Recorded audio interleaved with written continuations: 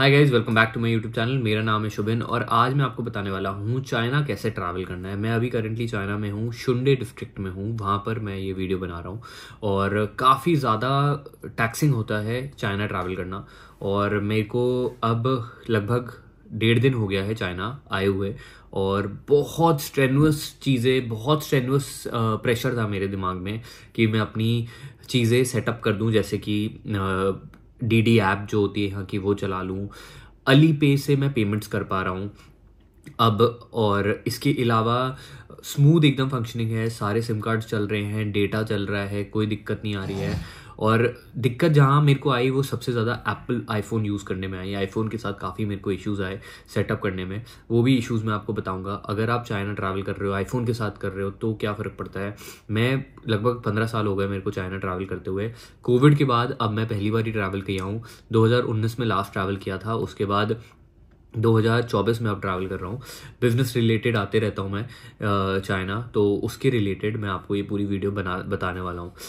ध्यान से देखिएगा, पॉइंट्स नोट डाउन करिएगा। ऐप्स बहुत इंपॉर्टेंट है, ऐप्स को लिंक डाउन करके रख लीजिएगा। मैं नोट भी करते जा रहा हूँ कुछ पॉइंट्स यहाँ पर, जो मैं फिर जिसके डिस्क्रिप्शन में लिंक्स वगैरह, फोटोज़ वगैरह आपको दे दूंगा, जिससे के लिए आपके लिए बिल्कुल कन्वीनियंट हो जाएगा ट्रैवल करना। तो ये पूरा एक वॉक थ्रू है मेरी 2 दिन की जर्नी का। मैं 27th को इंडिया से यहाँ पर आया था। हांगकांग से फ़्लाइट ली थी और हांगकांग की फ़्लाइट ली थी और हांगकांग की फ़्लाइट लेकर मैं अब यहाँ पर शुंडे में अभी रह रहा हूँ। सबसे पहले स्टार्ट करते हैं। हांगकांग की फ़्लाइट ली थी, मेरी 1 बजे की फ़्लाइट थी। मेरी 1 बजे लैंडिंग थी फ़्लाइट की, तो हांगकांग में 1 बजे लैंड कर गया था। सुबह 5:20 की इंडिगो की फ़्लाइट थी मेरी। 27 तारीख की मॉर्निंग को वहाँ पर पहुँचने के बाद मैं 1.5-2 घंटा रुका और जोंगशैंग का मैंने फेरी ली। और फेरी एयरपोर्ट से ही मिल जाती है, और एयरपोर्ट पे सबसे बड़ा फ़ायदा है कि आपको अपना सामान कुछ भी शिफ्ट नहीं करना पड़ता है, ऑटोमेटिक ट्रांसफ़र होता है। लोगों को छोटी छोटी ये इश्यू रहते हैं और परेशान होते हैं ये सोचकर।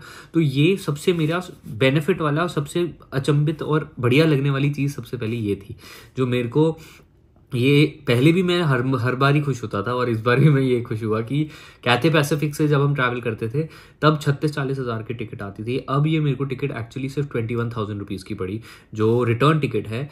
27 अगस्त को मैं आया हूँ और 4 सितंबर को मैं वापस जाऊँगा।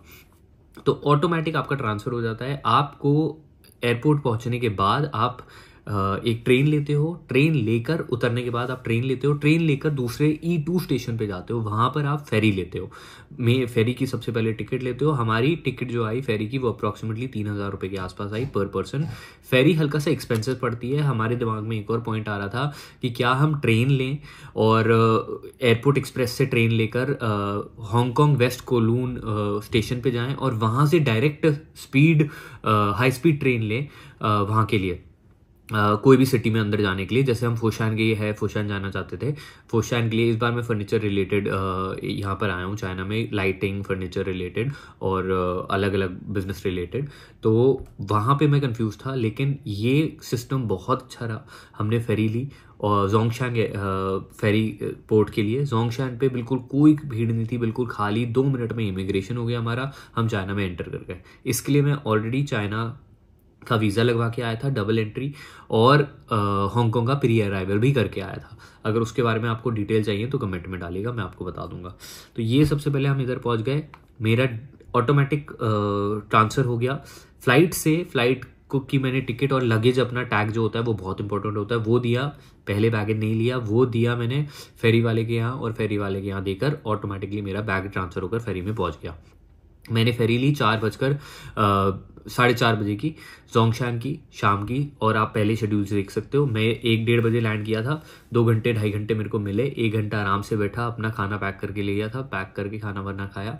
4:30 बजे हमने जोंगशैंग ली और जोंगशैंग से 1 घंटे में 5:40 पे हम लोग पहुँच गए जोंगशैंग। वहाँ पर हमारे सप्लायर ने हमको पिकअप कर लिया और फिर वहाँ से हम चाहते तो गुजिन रह सकते हैं। जो भी अगर लाइटिंग के लिए यहाँ पर आना चाहता है तो गुजिन रह सकता है। गुजिन वगैरह में सारी लाइटिंग का सामान मिलता है।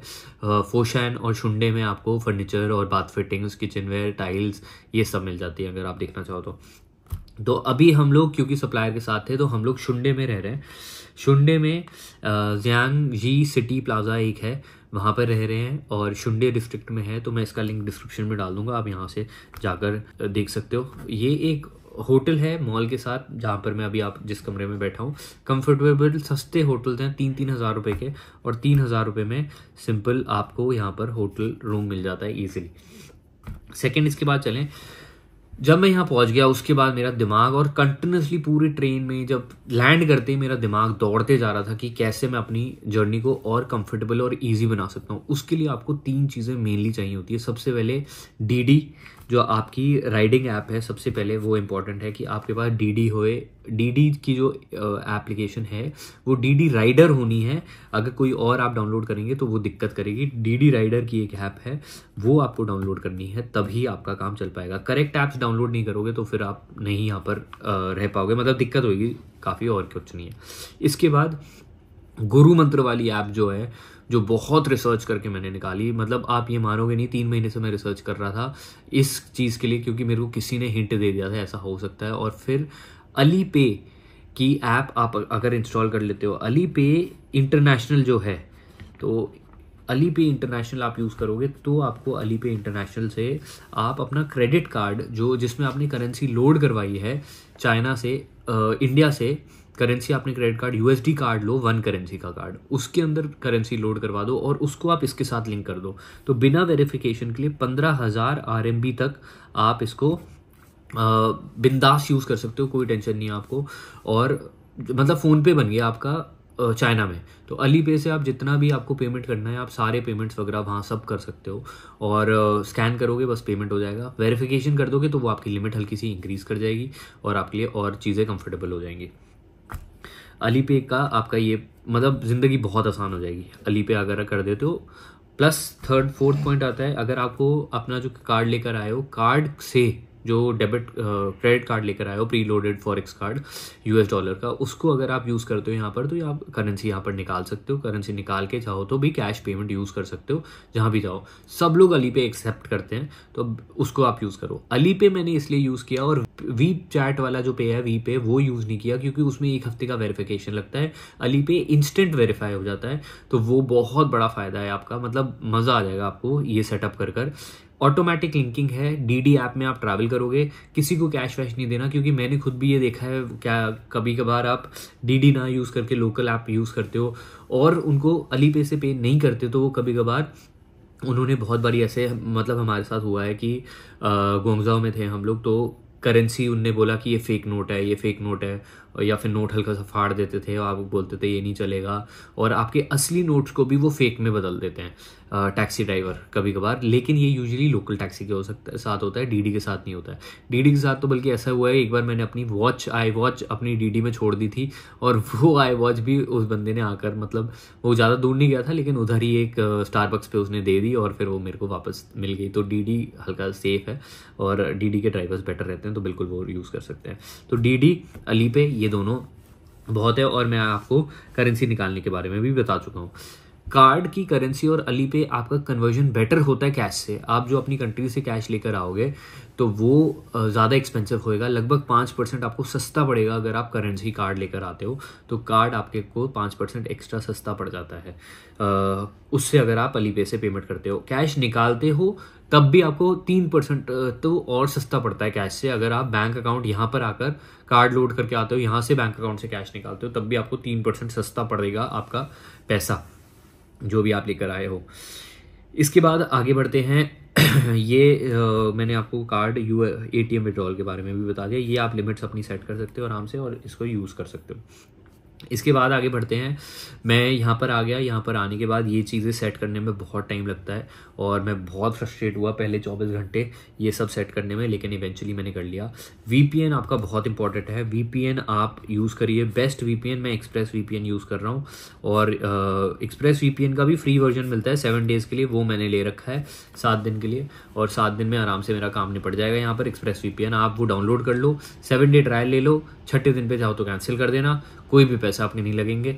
और खरीद रखना चाहो खरीद सकते हो, बिल्कुल कंफर्टेबल चलता है एक्सप्रेस VPN, बिल्कुल मेरा रिकमेंडेड वही है। एप्पल में तो इतने प्रॉब्लम्स हैं, मैं आपको क्या बताऊं।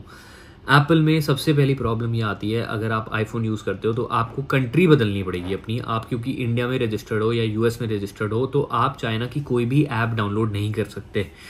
तो आपको पहले साइन आउट करना पड़ेगा अपने अकाउंट से। आप जाओगे आईफोन में, जाओगे अपने अकाउंट्स में, जाओगे जहाँ मीडिया वगैरह दिखता है उसमें से आपको आईफोन साइन आउट करना पड़ेगा, फिर से साइन इन करना पड़ेगा, तब जाकर आपको चाइना की ऐप्स डाउनलोड कर पाओगे, जैसे कि वी चैट, क्यू या फिर कोई भी आप चाइना की ऐप्स डाउनलोड करना चाहते हो। टिकटॉक भी डाउनलोड कर सकते हो, क्योंकि आपका फ़ोन आपको इंडिया में ही दिखाता है, तो वो कहता है वो इंडिया की ऐप्स मैं आपको यहाँ डाउनलोड नहीं करने दूंगा। तो आपको लॉग आउट करना पड़ेगा फ़ोन में से, iCloud वगैरह अपना सब लॉग आउट करना पड़ेगा और फिर लॉग इन करोगे। ये चीज़ समझने में घंटों लग गए, मतलब दिमाग ख़राब हो गया। 8-10 घंटे मैं परेशान रहा कि आईफोन पे कुछ डाउनलोड ही नहीं कर पा रहा और कैसे सही करना है वो समझ नहीं आया था। तो आपको लॉग आउट करना है और लॉग इन करना है पूरा अपने उससे, आईफोन में जो सबसे पहले ऑप्शन आता है स्टार्टिंग में, तब जाकर आपका काम चल पाएगा। सो वो एक बहुत इंपॉर्टेंट चीज़ है अगर आप आईफोन कैरी कर रहे हो तो। आईफोन का आई मैसेज चलता है सबके पास, तो वो अच्छा रहता है। इसके बाद मैंने आपको आईफोन वाला पॉइंट बता दिया है। आईफोन के इशू ये बहुत मेजर है और बहुत फ्रस्ट्रेशन है, बहुत दिक्कत होती है यार आईफोन के साथ। मेरे को तो वैसे ही घटिया फ़ोन लगता है। अगर आपको बिल्कुल जाकर देखना है तो मेरी वीडियो पे जाकर आप देख सकते हैं, बहुत इश्यूज़ हैं।